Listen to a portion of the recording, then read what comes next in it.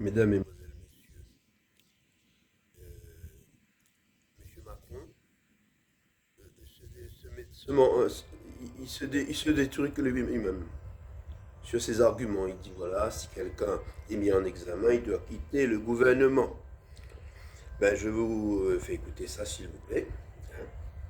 Une procédure judiciaire, mais il est évident que Rachida Dati, qui est une grande femme politique, dont je souhaite ardemment qu'elle soit maire de Paris, d'abord est présumée innocente, et ne jetons pas trop rapidement l'opprobre sur les personnes. Éric Dupond-Moretti, qui était mon prédécesseur, pendant des mois et des mois, les oppositions ont demandé sa démission parce qu'il y avait un procès en cours contre lui, et à la fin, il a été innocenté. Donc soutenons Rachida Dati pour être une grande mise à culture, une maire de Paris, et laissons la justice faire son travail. Merci beaucoup, monsieur Darmanin. Merci à vous. Avec nous. Politique. Attention, la séquence a mal vieilli. Question quand même sur votre conception des choses. Si vous étiez mis en examen, est-ce que vous renonceriez à être candidat? Oui, de la même façon que dans le principe, un ministre doit quitter le gouvernement lorsqu'il est mis en examen. Vous savez, devenir président de la République, c'est être le garant des institutions dans notre Constitution. Ça veut dire être celui, au-delà de l'action qu'il a à mener, de ce qu'il a à dire, qui garantit la dignité de notre vie publique et le bon fonctionnement de nos institutions.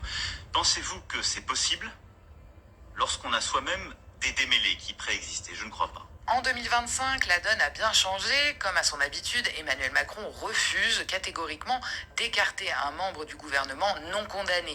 Renvoi n'est pas condamnation, martèle-t-on dans son entourage. La ministre, elle, reste donc en poste. Du côté de l'opposition, ce n'est pas la même chanson. Les appels à sa démission se multiplient, notamment chez ses adversaires parisiens. Emmanuel Grégoire, bras droit d'Anne Hidalgo et candidat déclaré à la mairie de Paris, appelle à son départ dans une tribune relayée sur X avec un slogan qui claque: Paris mérite un maire, pas un prévenu.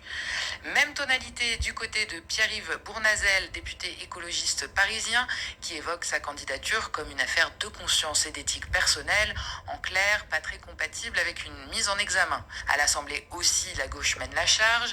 Arthur Delaporte du PS, Benjamin Lucas ou Sophie Taillé-Polian, deux générations, réclament à l'unisson son départ du gouvernement au nom de l'exemplarité. Pour François Ruffin, invité sur France Inter, être ministre implique une responsabilité particulière.